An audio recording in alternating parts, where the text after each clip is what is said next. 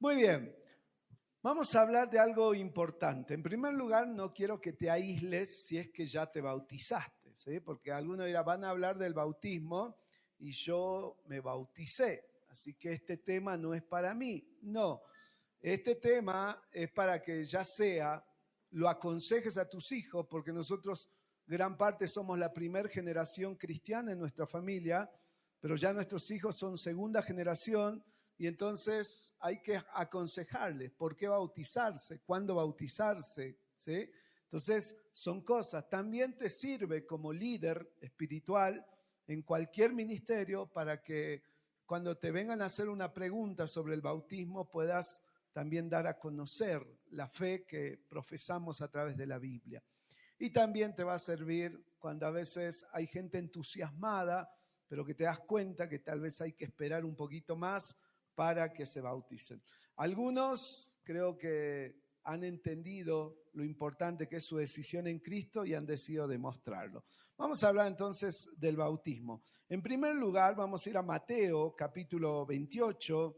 Este versículo, este texto se conoce como el texto de la Gran Comisión o la encomendación misionera que Jesús le hizo a la iglesia, ¿sí? Y dice desde el versículo 18 en adelante, y Jesús se acercó y les habló diciendo, toda potestad me es dada en el cielo, en la tierra y en la tierra. Por tanto, id y haced discípulos a todas las naciones, bautizándolos en el nombre del Padre y del Hijo y del Espíritu Santo, enseñándoles que guarden todas las cosas que os he mandado. Y he aquí, yo estoy con vosotros todos los días hasta el fin del mundo. Amén. ¿Sí? Vamos a ver tres cosas en este pasaje que tal vez las sabes, pero te las tengo que recordar para hablar del bautismo. En primer lugar, vemos la encomendación que Dios le dio a la iglesia de hacer discípulos. Y en el versículo 19 hay un imperativo, ¿sí? Hagan discípulos, haced discípulos, es un imperativo, no es una sugerencia, ¿sí? Es para eso, hermanos, que nos hemos quedado en el mundo. Nosotros sabemos que nuestro destino es un destino de glorificación. Nosotros sabemos que nuestro destino es la presencia de Dios, pero el Señor nos dejó en este lugar. ¿Para qué? Para ser sus testigos y para que hagamos discípulos. Ahora, el cómo, ahí habla de tres cosas: yendo, bautizando, enseñando. ¿Cómo hago discípulos? Yendo. Después, bautizando. Y después, enseñando. Para que gente de todo el mundo venga a ser un seguidor, un adorador, un aprendiz de Jesús. Para eso nos movilizamos. Entonces, en primer lugar, ¿qué vemos acá? La encomendación que Dios le dio a la iglesia de hacer discípulos. En segundo lugar, vemos que la misión de la iglesia descansa sobre la suprema autoridad de Jesús sobre todo lo creado.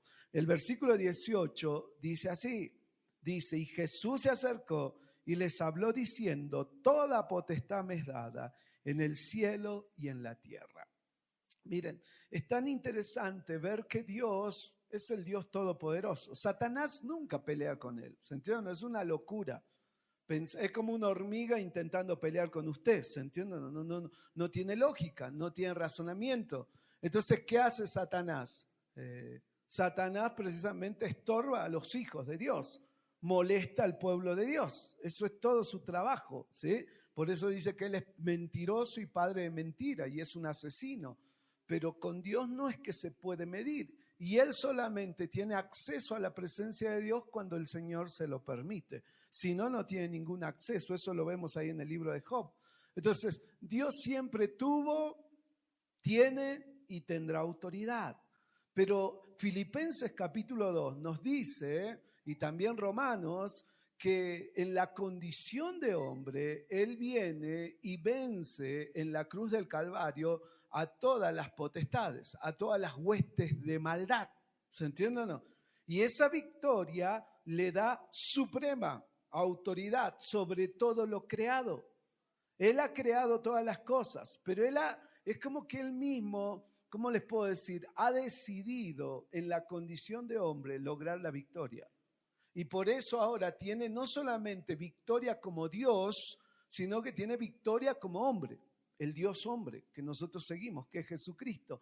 Y por eso, ahora, en esa victoria que Él ha conseguido, dice, toda autoridad me es dada en el cielo y en la tierra. ¿Sí? Por tanto, y el por tanto implica que anteriormente, ¿de qué venía hablando? De su autoridad. Y es en esa autoridad que nosotros vamos y hacemos discípulos. El Dios encarnado consumó la redención en la cruz del Calvario, venció a las huestes del mal al levantarse al tercer día, y Jesús tiene el derecho y la potestad de hacer y ordenar lo que le plazca en todo el universo. Y cuando digo lo que le plazca, no estoy diciendo que es un Dios caprichoso. Recuerden que Él es sabio, justo, perfecto en todo, o sea que jamás va a tomar una decisión arbitraria o equivocada como nosotros. Él es el Señor, ese es el punto. Y sin esta declaración de la autoridad de Jesús, nunca podríamos aventurarnos confiadamente a ser discípulos. Miren, yo estuve predicando ahí en Tupiza. ¿Y en qué autoridad? Viste que a Jesús le decía, ¿con qué autoridad haces esto? A ver, Oscar, ¿con qué autoridad sos pastor? ¿O sos anciano? ¿Sí? O le diría a David, ¿sí? David Ramos, ¿con qué autoridad salís a predicar a las iglesias? O ustedes me pueden decir, ¿con qué autoridad usted comienza una iglesia? ¿O con qué autoridad tenés una hora feliz? ¿O con qué autoridad haces un programa en la iglesia? Siempre se trata de quién te auspicia. ¿Se entiende o no? Y eso es importante porque eso hace que no te pongas a pensar en tu propia autoridad, sino en la autoridad de Cristo. ¿Con qué autoridad yo les digo a veces que cambien? Yo estaba charlando el otro día con Rodrigo, ¿sí? Fue una charla de bicicleta. ¿Y con qué autoridad yo me acerco a él a preguntarle cómo está su vida? Como me puedo acercar con cualquiera. No sé, Gastón, te veo con la cara así, ¿por qué estás así? Y vos dirás, ¿qué onda? O a él lo veo durmiendo y digo, ¿por qué? ¿Con qué autoridad? ¿Sí? Me dirán ellos, ¿quién se cree este? ¿Qué es? Bueno, es que la autoridad viene de Cristo, no viene de un ser humano. ¿Se entiende o no? Con esa autoridad evangelizamos, con esa autoridad enseñamos, con esa autoridad exhortamos, con esa autoridad reprendemos. Pero no hay ninguna autoridad en un simple humano, sino es en la autoridad de Jesucristo. Entonces, eso que quede claro. Miren, John Piper dice así, dice, ¿sobre qué base podemos tener el derecho a decirle a alguien que debe cambiar toda su forma de pensar? Imagínate que vos vas y le decís a la gente, tenés que cambiar tu manera de ser, tenés que cambiar tu forma de pensar, tenés que cambiar. Y ustedes dirán, ¿por qué tengo que cambiar? ¿Cuál es la razón? ¿Con qué autoridad me decís que yo cambie? Precisamente con la autoridad de Cristo que me manda a estudiar la Biblia y a enseñarte cuáles son los cambios que tenés que hacer. En esa autoridad lo hacemos. Entonces, eso te da otro ánimo, hermano. Miren, yo me planto en las plazas, hacía rato que no hacía aire libre, ¿sí?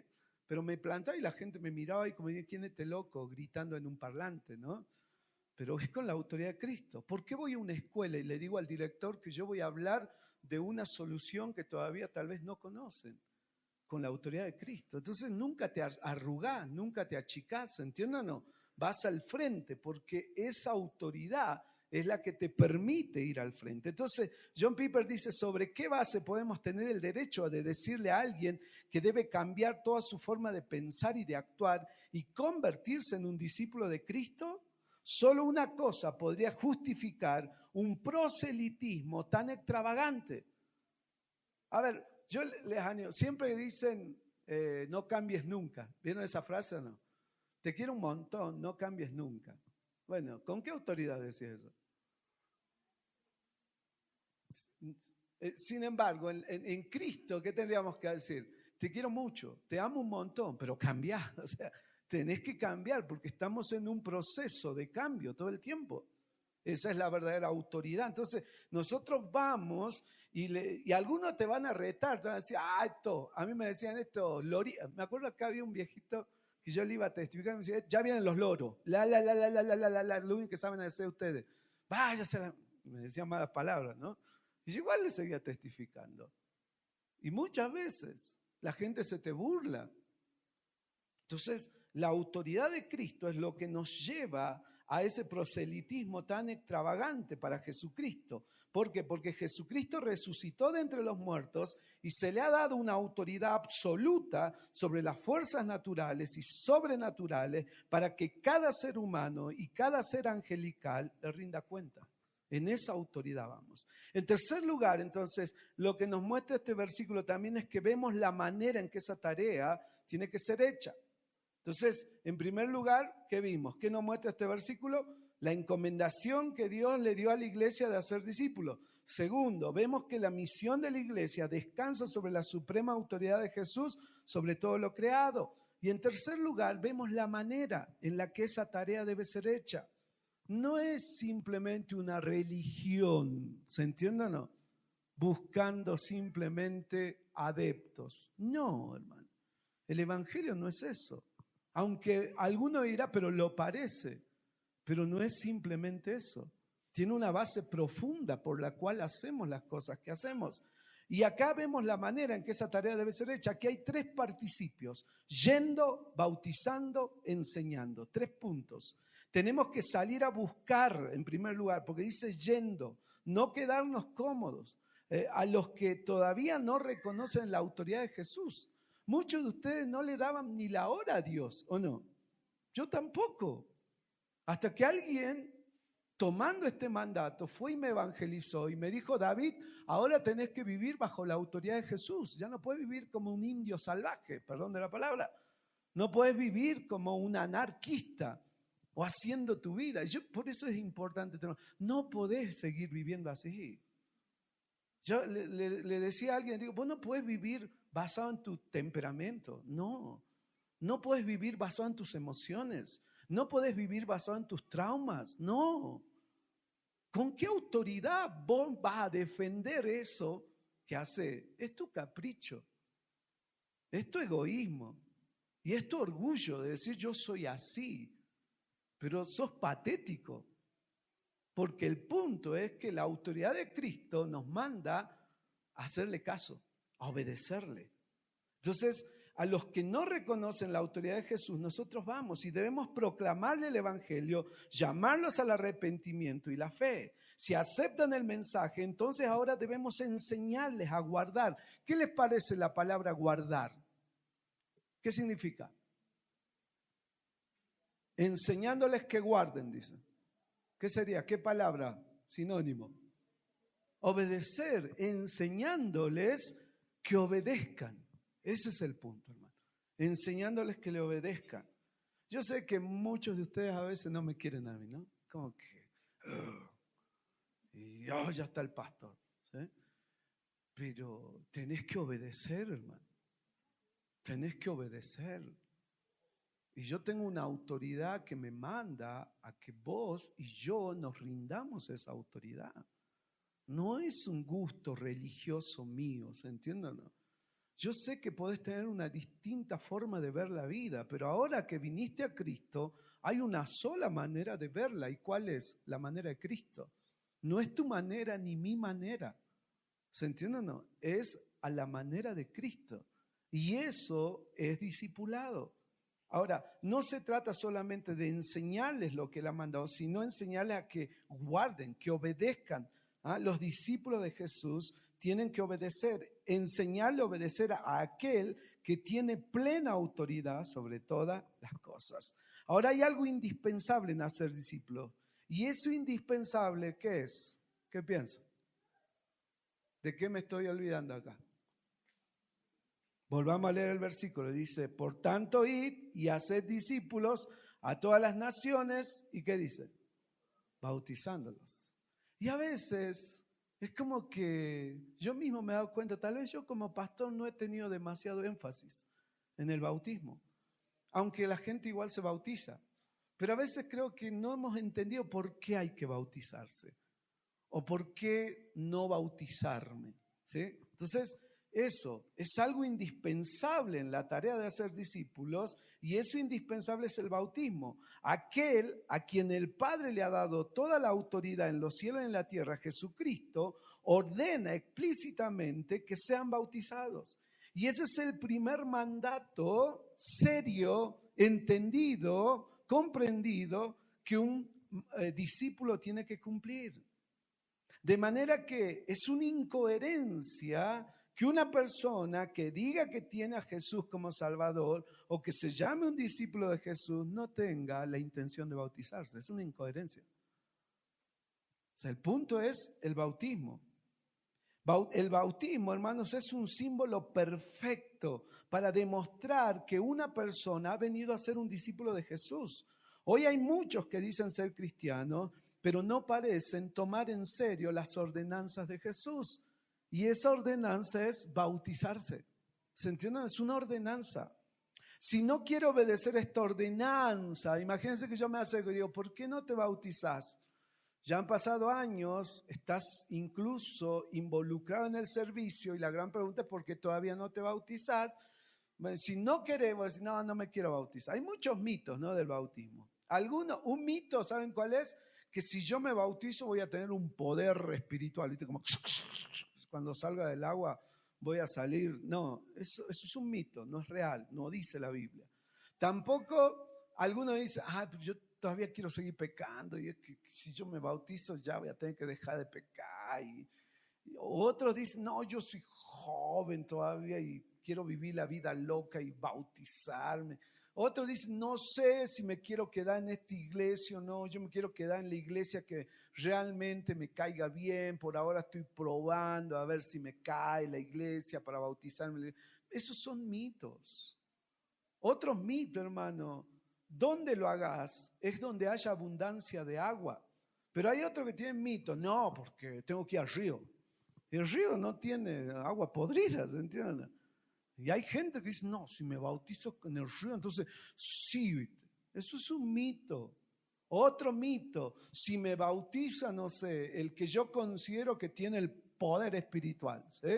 Entonces digo, no sé, a mí me bautice a ver quién, el David Ramos, ¿sí? Porque él tiene el power espiritual, ¿sí? Si él me bautiza, entonces, no, eso es un mito. No importa quién lo haga. Pablo dice, Cristo no me mandó a bautizar, sino a predicar el evangelio. O sea, como dándote a entender que Pablo no bautizaba. Es más, ahí en 1 Corintios dice, no sé, creo que bauticé a Estefanas, creo que dice, pero después ni me acuerdo a quién más he bautizado, porque Pablo no lo tenía en cuenta. ¿Se entiende o no? No hagan mitos de cosas que no son reales en la palabra. El punto no es quién te bautiza, el punto es que te bautices. Ese es el punto. ¿Eh? Tú no te salvas por bautizarte. ¿Por qué? Porque la salvación no es por obras. ¿Sí? Tú te vas a salvar por creer en Jesús. Pero si usted dice que cree en Jesús y no tiene interés en bautizarse, tenemos muchas razones para poner en duda la legitimidad de su profesión de fe. Es contradictorio, ¿no? Por el otro lado, la mayoría de los que ya han sido bautizados necesitan recordar qué fue lo que testificaron públicamente. Miren, ¿cuántos se casaron? 4, ¿no? Y yo a todos les decía, ¿y van a hacer los votos matrimoniales? Ay, no, yo tengo vergüenza, voy a hacer la pía. Y el otro decía, no, yo voy escribiendo un papelito. Y algunos se dijeron cosas, ¿verdad? Pero son votos matrimoniales. Bueno, lo publicaste, ¿sí? Hiciste algo público. Le dijiste, podría haberte casado a escondidas en el registro y nadie se enteró. En Estados Unidos se van a Las Vegas a casarse, ¿vieron? Pero vos decidiste demostrar públicamente ese compromiso que tenés con tu esposa. Pero no te olvides de tus votos matrimoniales, porque el día en que lo olvidas, tu matrimonio empieza a desmoronarse. ¿Qué le prometí yo a Melina? Yo le prometí serle fiel, es decir, no traicionarla con otra mujer. ¿Qué le prometí a la Melina? Le prometí cuidarla en la salud, en la enfermedad. ¿Qué más le prometí? Esos fueron los votos que incluso te da el registro civil. Solventarla económicamente. Es mi compromiso, ¿se entiende o no?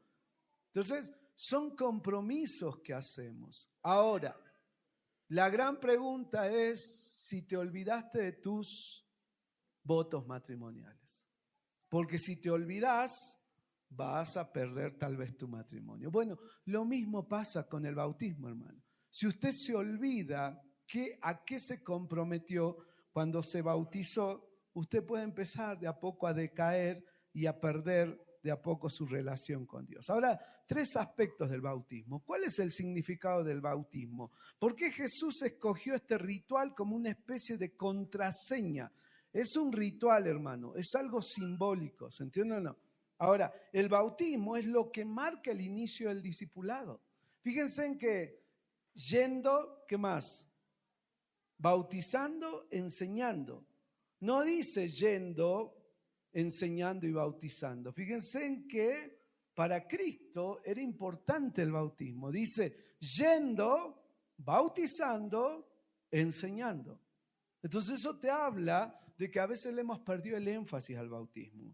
¿Por qué el bautismo es el símbolo perfecto? Bueno, porque es el símbolo perfecto de 3 cosas que suceden en el momento de la conversión y que nadie puede ver. En primer lugar, ¿qué hace visible el bautismo? A ver, cuando usted se convirtió, no sé, ¿vino un ángel a hablarle? Vino, no sé, soñó a Jesús. Algunos son medio raros, ¿no? Soñé a Jesús, dice. No sé, pero yo me recibí a Cristo y no pasó nada. Por ahí uno se emociona, aunque a veces las emociones también son traídas. Yo he visto gente llorar y después perfecto inconverso. No lo sé. Pero vos no sabés qué pasó, porque la salvación es del Señor, ¿se entiende o no? Es algo que vos no podés explicar. Lo único que sabés es que en ese momento el Espíritu te convenció de que eras pecador, pecadora, y que te ibas al infierno y que necesitabas a Jesucristo como único medio de salvación. Y lo entendiste y aceptaste a Cristo, pero no pasó nada. Y tal vez usted no se vino esperando que una fuerza sobrenatural, una electricidad le corrió. No pasó eso. Pero ahora, ¿cómo yo hago que eso invisible que Dios hizo se haga visible? ¿Cómo yo eso que fue algo espiritual, sobrenatural, hecho por el Espíritu Santo en mi vida, se haga visible? Bueno, a través del bautismo. El bautismo visibiliza lo que pasó en lo invisible. Fíjense, dice Roma, en primer lugar, ¿qué visibiliza? Que nuestra unión con Cristo es una realidad, que estamos unidos a Cristo en su muerte y en su resurrección. Dice Romanos 6, 3 al 5. Romanos 6, 3 al 5. Dice, ¿o no sabéis que todos los que hemos sido bautizados en Cristo Jesús, hemos sido bautizados en su muerte? Porque somos sepultados juntamente con Él para muerte por el bautismo, a fin de que como Cristo resucitó de los muertos para la gloria del Padre, así también nosotros andemos en una vida nueva. Porque si fuimos plantados juntamente con Él en la semejanza de su muerte, así también lo seremos en su resurrección. Entonces, ¿te diste cuenta que esto pasó cuando recibiste a Jesús? Estoy seguro que no. No, porque tal vez no habías leído este pasaje, ni siquiera habías leído la Biblia totalmente, pero eso es lo que pasó. El Espíritu te tomó y te sumergió en el cuerpo de Cristo, una iglesia invisible que es el cuerpo invisible de Cristo, pero a la misma vez es visible y visibiliza el cuerpo de Cristo en una iglesia local. Eso es lo que pasó cuando recibiste a Cristo. Eso es lo que hizo el Espíritu. Y es más, dice, para novedad de vida, te dio una vida nueva. Por eso, 2 Corintios 5:17 dice, de modo que si alguno está en Cristo, nueva criatura es. Las cosas viejas pasaron, aquí todas son hechas nuevas. ¿Qué más pasó? Naciste de nuevo. Juan 3 dice, te es necesario nacer de nuevo. ¿Qué más? La Biblia te dice que el Espíritu Santo te convenció de pecado, de juicio y de justicia. Todo eso no te diste cuenta cuando recibiste a Cristo, pero eso es lo que pasó. Eso es lo que pasó. ¿Y cómo visibilizo eso? Con el bautismo. El bautismo visibiliza todo eso. La palabra bautismo es la transliteración de una palabra griega que es baptizo, que significa sumergir adentro de, para simbolizar que esa vida ha sido sumergida en Cristo, sepultada juntamente con Él en su muerte, y que cuando sube ha sido levantado, resucitado juntamente con Él. El bautismo hace visible, entonces, aspectos de la salvación que son invisibles al ojo humano. ¿Qué más? También Cuando recibiste a Cristo hubo una transferencia de propiedad. La Biblia dice que antes le pertenecíamos a Satanás, al Dios de este siglo. No solamente a él, sino que le pertenecíamos al pecado, porque éramos esclavos del pecado. Pero cuando recibiste a Cristo hubo una transferencia de propiedad. Ahora ya no le perteneces ni al mundo, ni a Satanás, ni al pecado. Ahora le perteneces a Cristo. Por eso hemos muerto al dominio del pecado y ahora le pertenecemos al Dios Trino. Tenemos un nuevo dueño, tenemos una nueva vida y una nueva identidad en el nombre del Padre, del Hijo y del Espíritu Santo. Gálatas 3:27, miren lo que dice. Porque todos los que habéis sido bautizados en Cristo, de Cristo estáis revestidos. Vuelvo a leerlo, dice, porque todos los que habéis sido bautizados de Cristo, ¿qué dice? De Cristo estáis revestidos. Miren, nosotros siempre miramos lo que vemos. ¿Se entienden? No sé, yo en este momento te veo, algunos están cansados, ¿sí? Otros tal vez han tenido un día agitado, no lo sé. Te veo, pero también puedo ver otras cosas, no sé. Pero no puedo ver tu corazón, ¿sí? Pero si aún miraría tu corazón y tú mirarías el mío, te darías cuenta que es imperfecto. ¿Estamos de acuerdo con eso? Que está siendo santificado, pero que no es perfecto. Ahora, cuando Dios nos mira, ¿cómo nos mira? Así. ¿Cómo estamos ahora? Revestidos de Cristo. Cuando Dios te mira, no, menos mal que no te mira imperfecto, a veces hasta un poco miserable y pecador, sino que te mira revestido, revestida de Cristo. Y eso es maravilloso. ¿Y qué logró eso? El bautismo de Cristo. El bautismo, esa cosa invisible que sucedió, permite que Dios nos mire. No es el bautismo, ojo, el que nos une a Cristo, sino es la fe, ¿eh? Lo acoto ahí. Colosenses 2:2 dice, para que sean consolados sus corazones, unidos en amor, hasta alcanzar las riquezas de pleno entendimiento, a fin de conocer el misterio de Dios el Padre y de Cristo. Un misterio es lo que te pasó, ¿se entiende o no? Pero que la Biblia te lo explica y te dice eso es lo que se puede visibilizar a través del bautismo. Colosenses 3:3 dice, porque habéis muerto y vuestra vida está escondida con Cristo en Dios. No solamente estamos revestidos, estamos escondidos en Cristo. Por eso nada nos puede separar del amor de Dios. Nada. Estamos totalmente seguros en Jesucristo. Entonces, eso es lo que sucedió y el bautismo visibiliza eso. El agua, en segundo lugar, el agua es un símbolo universal de purificación. ¿Estamos de acuerdo o no? ¿Hoy te bañaste o no? No sé, bueno, pero es un símbolo de limpieza, no sé, ahora me siento limpio, ¿sí? Pero el agua siempre ha sido un símbolo universal de purificación y el bautismo simboliza el perdón o lavamiento de nuestros pecados. Es un ritual que simboliza algo. No como enseña la Iglesia Católica, diciendo que el sacramento es eficaz en sí mismo. No, esto es un símbolo. No es que cuando te vas recién a bautizar te limpia de tus pecados. No. ¿Por qué? Porque la Biblia nos dice, ¿qué nos limpia de nuestros pecados, hermano? La sangre de Cristo. Lo dice Efesios 1:7. Efesios 1:7, 1 Juan 1:7 dice, en quien tenemos redención por su sangre, el perdón de pecados, según la riqueza de su gracia. Y 1 Juan 1:7 dice, pero si andamos en luz, como Él está en luz, tenemos comunión unos con otros, y la sangre de Jesucristo, su Hijo, nos limpia de todo pecado. Entonces, ¿qué nos lava? ¿Qué nos limpia? La sangre de Cristo.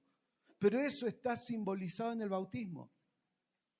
El bautismo simboliza esa purificación que hemos venido a tener gracias a la sangre derramada de Jesucristo.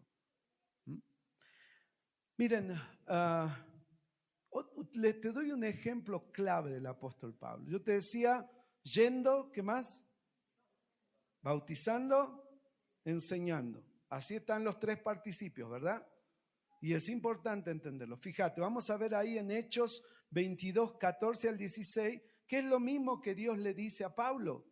Cuando Pablo se convierte, él iba persiguiendo a la iglesia, respirando amenaza de muerte, y camina a Damasco. Jesús se le presenta al mediodía, muchos caen, ¿sí? Porque la idea es que muchos vieron esa luz tremenda, pero solamente Pablo escuchó la voz de Jesucristo.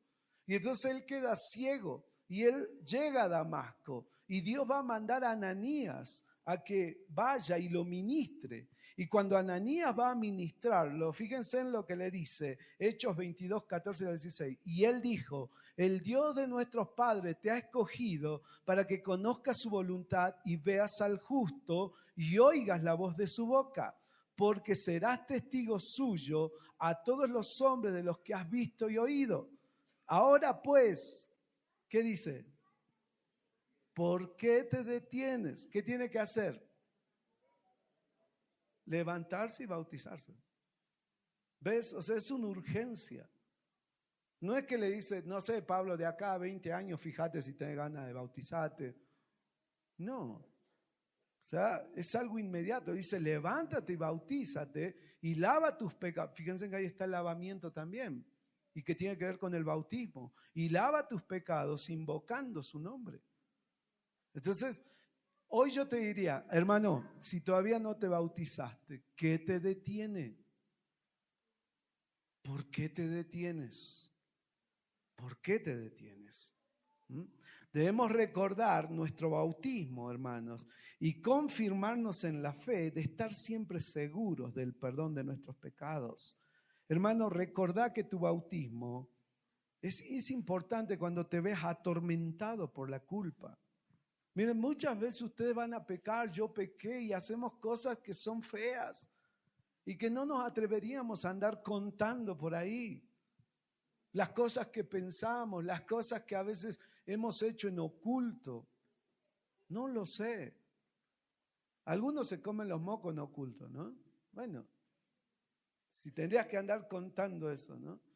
Pero bueno, no lo andás contando. Entonces, ¿qué? ¿Qué hago? Bueno, cuando yo me acuerdo de mi bautismo, no por los mocos, ¿no? Sino por los mocos que me mandé de pecado. Pero cuando yo me acuerdo de mi bautismo, me encanta 1 Corintios 6:11, porque el bautismo te dice, vos eras un pecador perdido, enemigo de Dios, hijo del diablo.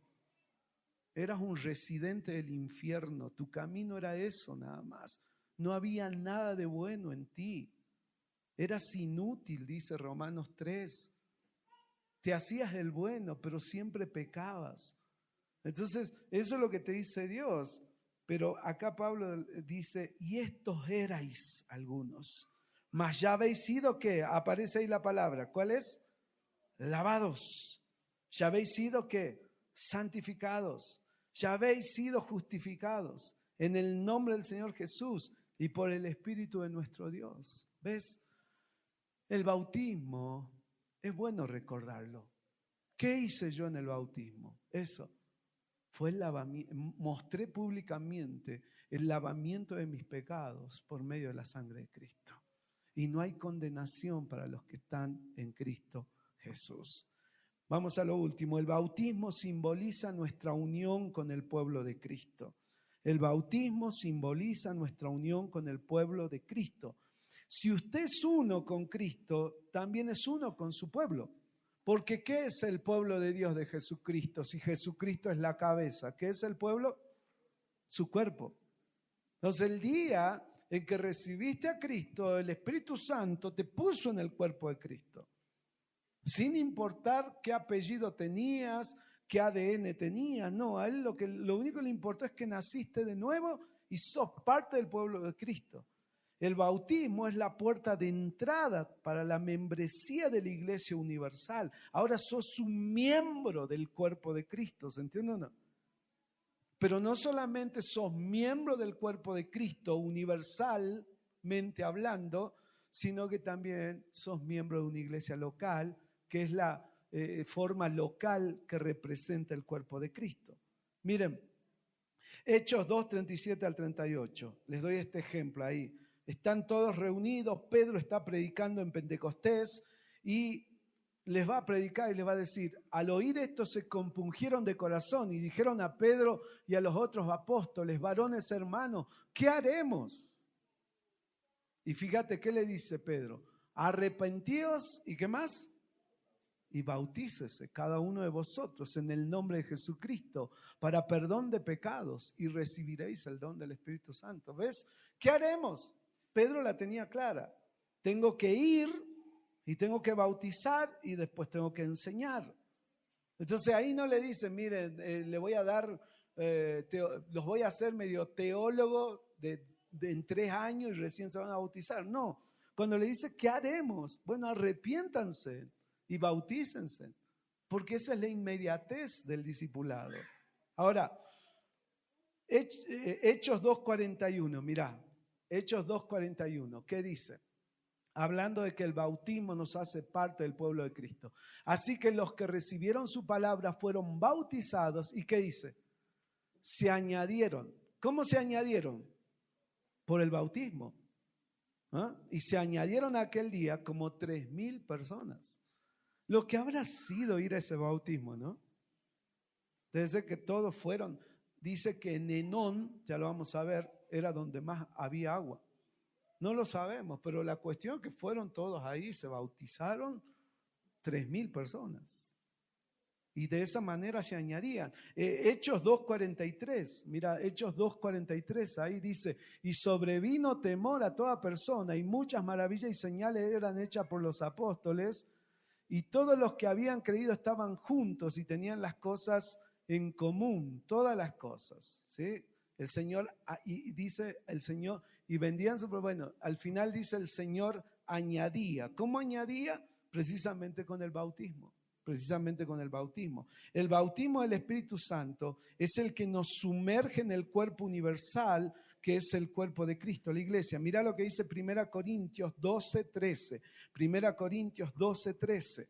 Dice así, porque por un solo espíritu fuimos todos bautizados. Y acá está para todos aquellos que a veces las iglesias carismáticas creen en el bautismo del Espíritu Santo como una segunda opción, pero no, la Biblia te está diciendo que el día en que recibiste a Cristo, fuiste bautizado con el Espíritu Santo. No estamos esperando otra experiencia sobrenatural, ¿se entiende o no? No, la Biblia te dice, porque por un solo espíritu, dice, fuimos todos, dice Pablo, se incluye, bautizados en un cuerpo, sean judíos o griegos. ¿Qué es el bautismo del Espíritu Santo? Es cuando el Espíritu Santo me sumerge en el cuerpo de Cristo. ¿Qué es el bautismo del Espíritu Santo? Cuando el Espíritu Santo me sumerge en el cuerpo de Cristo, me hace parte del pueblo de Cristo. Ese es el bautismo del Espíritu Santo. Y eso es lo que dice acá. Dice, porque por un solo espíritu fuimos todos bautizados en un cuerpo, sean judíos o griegos, sean esclavos o libres. A todos se nos dio a beber de un mismo espíritu. Gálatas 3, 27 al 28. Miren, Gálatas 3, 27 al 28. Dice, porque todos los que habéis sido bautizados en Cristo, de Cristo estáis revestidos, y ya no hay judío ni griego, no hay esclavo ni libre, no hay varón ni mujer. Ahí quiero hacer una acotación. Esto no es un versículo trans, ¿no? Por si acaso, o homosexual, no. Acá está hablando de que todos gozan el mismo estatus espiritual, ¿se entiende? Dios no tiene hijos o entenados. Todos somos hijos de Dios por medio de Jesucristo. Gozamos el mismo estatus espiritual. Nadie es menor que el otro. Eso es lo que está diciendo. Porque todos vosotros sois uno en Cristo Jesús. Entonces, lo único que se requiere para bautizarse, hermanos, es ser un verdadero creyente. Eso es todo. Entonces, ahora tenés que acordarte tus votos matrimoniales, pero también acordate cuál fue tu compromiso que representaste en el bautismo. Acordate que tenés un nuevo dueño, que ahora tenés una nueva vida, que ahora tenés una nueva identidad. Y sé coherente con eso. Recordale a tu alma de que eres parte del cuerpo local, la iglesia, y que te has comprometido a amarlos a pesar de todo. A pesar de todo. Miren, hermanos, ¿saben a mí lo que me ha llevado a ser pastor por años y sobrellevar el carácter de todas las personas es el amor. Uno siempre va a renegar con el de al lado, ¿se entiende o no? Siempre vas a renegar. Yo hago renegar a mi esposa cada rato, ¿o no, Melina? Feliz día de la madre. No. Pero todos hacemos renegar, ¿o no? Entonces, ¿qué hace que convivamos juntos? El amor que nos tenemos, pero ese amor ni siquiera es tuyo, no te sale. Es lo que el Espíritu Santo ha hecho. Pero también, porque no te das cuenta, pero en tu conciencia espiritual es que sos parte del cuerpo de Cristo y no podés aislarte. Y si te aislás, vas a sufrir las consecuencias. ¿Se entienden? Vas a sufrir las consecuencias. A mí me da tristeza. Yo cuando veo a una persona que se empieza a aislar, que se empieza a hacer el ermitaño, el interesante, que se empieza a, no sé, a creer la octava maravilla del mundo, la última Coca-Cola en el desierto, no sé cómo decirlo. Y que empieza como a decir, no, yo hago la mía, yo soy Jesús. Yo soy Jesús para aquí, para allá. Yo te quiero decir que ese no es el plan de Dios. Porque vení y decime acá, en la cara, ¿sí? Con la Biblia, ¿dónde la viste? Que tengamos que vivir aislados. No existe eso. Puede ser que hay cosas que no te gusten en la iglesia. Puede ser que hay gente que te va a hacer renegar. Pero esta conciencia del bautismo, de que el Espíritu Santo te bautizó y te hizo parte del cuerpo de Cristo, te tiene que hacer humillar y decir, no estoy bien, esta actitud no es buena. Pero a veces tanta nuestra soberbia y nuestro razonamiento, o la otra es que no sos creyente, hermano. ¿Se entienden? Yo a veces veo al líder y digo, ¿será creyente este? Y me da terror, me atemoriza, porque siendo un líder espiritual que escucha domingo tras domingo la Biblia, que ha ido a estudiar incluso a veces la Biblia, yo digo, qué raro que es raro. ¿Y por qué siempre se hace raro? ¿Por qué no madura? Porque está bien que pase, al principio todos somos raros cuando venimos a la iglesia, ¿o no? Yo era una persona que me sentaba al último y cuando estaban haciendo la oración yo me iba. Era raro. Así pasé un año. Y después en el segundo año recién me empecé a involucrar y de a poquito. Y yo siempre pensaba que los hermanos no me querían. No, yo no quería a los hermanos, es otra cosa. Y yo siempre quería que ellos vinieran a chuparme la media a mí. No, después entendí que yo tengo que dar también y abrirme y ser una persona abierta. Que yo pueda también amar, porque no puedo ser tan egoísta. Ámenme a mí nada más. Quiéranme a mí, atiéndanme a mí, síganme a mí. ¿No se dan cuenta cómo sufro? Todos sufrimos, hermano. Todos. No sos el único que está en esta guerra. Todos la peleamos todos los días. Entonces no puedes ser tan egoísta o caprichoso de decir, todo tiene que girar alrededor mío. Y peor si sos un líder de años. No lo entiendo. No entiendo por qué sos así. Te soy honesto, no te entiendo. Una, digo, ¿será creyente? Y la otra es, ¿por qué no avanza? ¿Por qué se queda siempre en el mismo lugar? Porque algo no está bien ahí. Entonces, el bautismo del Espíritu Santo tiene que ver con añadirnos a la iglesia. Puede ser que no lo entendiste el primer año, el segundo año, pero ya han pasado como 10 años, hermano, y todavía no lo entendés. Deberías, como dice Pablo, examinémonos para saber si estamos en la verdadera fe. Porque no pueden pasar 10 años con la misma actitud, ¿se entienden? No se puede. Está bien, yo fui un raro 1 año, 2 años, 3 años, pero hasta que me cayó la ficha, porque yo también fui a buscar la ficha, y entonces dije, no, soy parte de una iglesia. ¿Se entienden?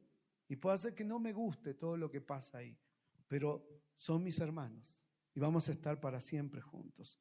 Entonces, hoy pónganse a pensar, ¿quiénes deberían ser bautizados? Solo aquellos en quienes sucedieron todas esas cosas espirituales que el bautismo simboliza. Solo esos deberían bautizarse. Por eso nosotros no practicamos el bautismo de infante o de niños que no tienen la edad suficiente para entender el mensaje del Evangelio y responder arrepintiéndose de sus pecados.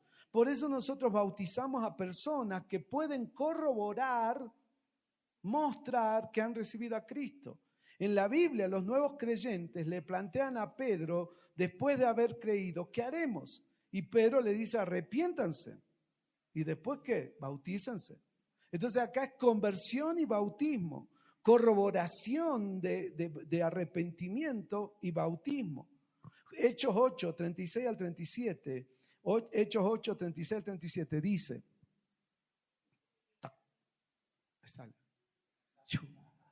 bueno, dice, y yendo por el camino, llegaron a cierta agua y dijo el eunuco, aquí hay agua, ¿qué impide que yo sea bautizado? Y Felipe, ¿qué le dijo? Si crees, ¿de qué? De todo corazón. No creer así, sí te entendí. No le preguntó si entendía, le preguntó si creía y si creía ¿de qué? De todo corazón. No una miradita superficial del Evangelio. La Biblia dice ahí en Santiago que los demonios también creen, pero no para recibir a Cristo. Dice, los demonios también creen y tiemblan. Entonces acá te está hablando de creer realmente en Jesucristo, entonces bien puedes bautizarte. Y entonces, ¿qué dijo el eunuco? Dijo, creo que Jesucristo es el Hijo de Dios. Y lo bautizó. Entonces, si no crees de todo corazón, no te bautizas. ¿Sí? Si no crees de todo corazón, ¿qué no tenés que hacer? Bautizarte. Pero si crees de todo corazón en Jesucristo, ¿qué tenés que hacer? Bautizarte. ¿Por qué no bautizamos niños que han hecho profesión de fe? Porque acá puede venir Amanda y David, dice, pero ¿y por qué no se pueden bautizar los niños de la escuela dominical? Bueno, o vendrá, no sé, los de la hora feliz y dicen, ¿por qué no puedo bautizar a los niños? Porque es difícil diferenciar, hermano, si están viviendo la fe de sus padres o están viviendo su propia fe. Mi hijo tiene 11 años, ahí está jugando, miren, ¿sí? Entonces, él está viviendo su propia fe, mi fe, nuestra fe familiar. Yo cada vez veo que él vive su propia fe. Vive su fe. Por algo hasta pruebas le están viniendo. Gracias a los que oraron por... Les soy honesto, si ustedes me preguntan qué creo yo en lo personal, que me pasó un milagro. Porque le hicieron ecografía, le hicieron radiografía, le hicieron análisis de orina, de materia fecal, le sacaron sangre y todo daba como resultado una apendicitis. Y aquí está. Pero imagino que Dios lo está probando también a él en su fe, porque él también tiene que vivir sus propias pruebas. Pero yo lo que trato de diferenciar en mi hijo es que no viva la fe prestada de su papá o de su mamá, sino que él por su propia fe un día diga, me quiero bautizar, papá, porque tengo a Cristo en mi corazón. Y lo mismo mi hija. Por eso yo no los obligo a mis hijos. Si ahora ellos me están escuchando este mensaje y ellos decidirán también. Entonces, si el bautismo se trata de membresía, hermano, y si yo bautizo un niño, ¿ese niño podrá entender su compromiso de membresía o no? No, todavía no. Por eso no bautizamos niños. Esperamos que un niño entienda lo que es ser miembro también de una iglesia. Y no lo bautizamos, niño, para evitar el autoengaño de creer que porque se bautizaron son cristianos. Un montón de padres dicen, mi hijo se bautizó. ¿Y qué tiene? No por eso es salvo. ¿Se entiende o no? No porque tu hijo se bautizó significa que sea salvo. Ahora estuve en un velorio y el hermano decía, no, pero toda la familia esta es creyente. Yo digo, hermano, ¿por qué dice? Porque todos han recibido a Cristo. Pero no veo que estén en la iglesia. No están yendo a la iglesia. La mujer que se murió sí iba a la iglesia. Ahora tal vez los que son realmente creyentes irán, pero el hijo que no es salvo no va a ir. Entonces yo no puedo aseverar eso. Entonces, qué feo es bautizarlos y sumarle a su autoengaño de creer que son creyentes cuando no lo son. No, hay que realmente mirar si realmente son creyentes. ¿Y cuál es la mejor manera de bautizar, hermano? Nosotros bautizamos por inmersión, no por aspersión, ¿viste? Cuando eras niñito, ni te acordás, te tiró el cura así, agua, ¿sí? Algunos más agua, otros los ahogaron con agua. Bueno, eso fue por aspersión. ¿Entendías lo que te hacían? No, porque para ellos el bautismo, el sacramento del bautismo, te limpia del pecado original, dicen. Pero nosotros sabemos que el bautismo no te limpia del pecado original. ¿Qué es lo que te limpia? La sangre de Cristo. Tenés que confrontarte con Jesucristo. Él es el único que tiene el poder de limpiar los pecados, no un sacramento. El sacramento no limpia tus pecados. Entonces, ¿por qué bautizan infantes? Porque dicen que ahí les limpian el pecado original. No, no es así. Necesitas a Cristo. Entonces, por eso nosotros usamos la inmersión. Porque ¿por qué? Porque la palabra bautismo en griego es bautizo y significa sumergir, es poner debajo. ¿Por qué más bautizamos con abundante agua? Por ser la mejor manera de simbolizar lo que ocurrió con Cristo. Muertos con Cristo, resucitado juntamente con Él. ¿Y por qué más bautizamos con abundante agua, hermano? Porque esa parece haber sido la práctica en el Nuevo Testamento. Y ahora sí, rapidito ahí. Juan 3:23, miren, ¿qué dice ahí? Juan 3:23, Juan el Bautista bautizaba. Y dice, Juan bautizaba también ¿en dónde? En Enón, junto a Salim. ¿Por qué? Porque allí había mucha agua. ¿Para qué necesitaba mucha agua? Para sumergirlos. ¿Se entiende o no? Entonces Juan bautizaba donde había mucha agua. O sea, si hubiera sido por aspersión, no era necesario. Le tiró unas gotitas y listo. Mateo 3:16. Mateo 3:16, mirá, Jesús dice, y Jesús después que fue bautizado, subió luego del agua. Si subió, ¿qué significa? Que se sumergió. No es que Juan el Bautista le tiró un poquito de agua. No, se sumergió. Hechos 8:36. Hechos 8:36, que ya lo leímos ahí, hablando de Felipe y el etíope.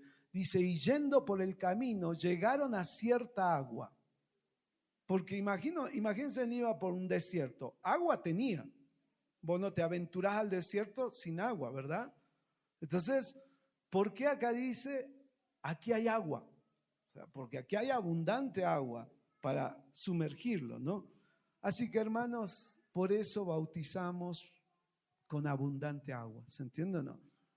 Vuelvo a repetir, esto que te pasó espiritualmente, invisiblemente, de aquellas cosas que tal vez ni siquiera te percataste, se hacen visibles a través de este simbolismo, a través de este ritual que es el bautismo. Y por eso tenés que bautizarte. Por eso tenés que bautizarte. Romanos 10:10 dice lo siguiente. Romanos 10:10 dice, porque con el corazón se cree para justicia, pero con la boca se confiesa para salvación. Fíjate que Dios dice, está bien, hay cosas que vos haces de corazón, pero hay cosas que vas a tener que hacerlas como audibles, públicas, visuales. Tenés que ir a los sentidos. ¿Me hago entender o no? Entonces, tiene que ver con eso. Primera Juan 4:2 también habla de que confesamos, ¿sí? Primera Juan 4:2. En esto conoced el Espíritu de Dios. Todo espíritu que confiesa que Jesucristo ha venido en carne es de Dios. Y esto también, cuando nosotros recibimos a Cristo, ¿por qué hacemos la oración de confesión? Porque la Biblia habla de esa oración de confesión. ¿Se entiende o no? ¿Por qué les pedimos que confiesen sus pecados? Porque hay que confesarlos. ¿Y por qué más? Porque hay que confesar a Cristo con tu propia boca. Entonces, tenés que hacer la oración de confesión, porque es parte de lo que hacemos como personas que proclaman a Jesucristo. ¿Quedó entendido? ¿Se entendió por qué? Entonces, yo de aquí en más animo. Si no creíste de todo corazón, no te bautices. Pero si creíste de todo corazón, bautízate. Segundo, si sos niño, espera tu momento. Ya va a llegar. Pero si vos ya tenés la capacidad de comprometerte como miembro de la iglesia y de entender todo esto, bautizate, ¿sí? No te lo vamos a impedir. Entonces, todas esas cosas sirven para que como iglesia sepamos por qué hacemos lo que hacemos. Amén. Vamos a orar. Padre amado, Señor, gracias por tu palabra. Tu palabra es verdad. Y tu palabra, Señor, siempre tiene sabiduría, tiene inteligencia espiritual, tiene luz, tiene ordenanzas, tiene mandatos, tiene mandamientos. Y, Señor, nosotros hacemos bien en obedecerlo. Padre, te ruego que tu Santo Espíritu pueda obrar en el corazón de los verdaderos creyentes para que ellos puedan bautizarse. Y los que ya nos hemos bautizado, Señor, qué importante es recordar quiénes somos, qué ha pasado en nuestra vida y por qué ahora debemos obedecer y vivir para ti, Señor. Gracias, Señor, en el nombre de Jesús. Amén.